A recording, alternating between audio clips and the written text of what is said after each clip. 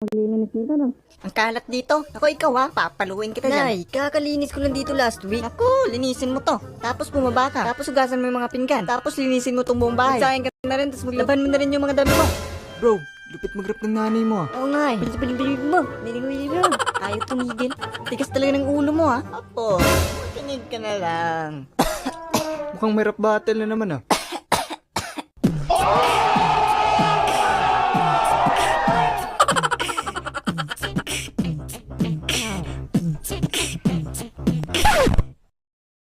Nay, ba't panginit lagi ng ulo nyo? Aba, nagtatanong pa. Ba't ba puro kahiga? Puro kalaro, inuutusan na kita, hindi ka pa tumatayo. Ang tamad-tamad mo, wala ka nang ginagawa. Di ka tumutulong dito, sino bang matutuwa?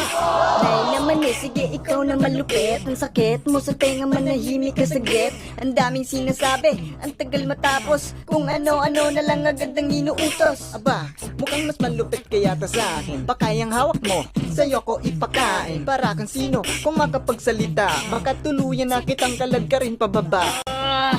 Grabe, sakit pakinggan.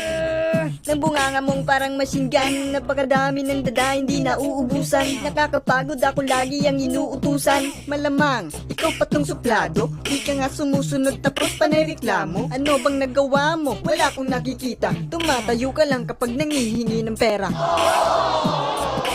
Grabe naman yan. Pag naghingi ako, di mo naman binibigyan. O sige, hindi na ako manghihingi ng pera. Huwag mo na akong utusan upang walang problema. Ba't ka nagkakaganyan? Nawawalan ka ng respeto. Mas mabuti pa siguro na lumayas ka na dito. Tignan mo.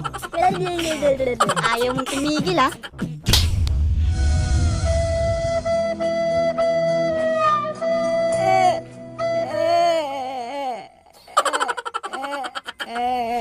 It's a prank.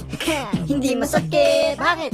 Kasi makapal itong brief. Kahit ilang beses na paluin ng walis, upang wala nang maingay, ikaw na lang ang umalis. Ikaw talagang bata ka. Nay, ano? Nay.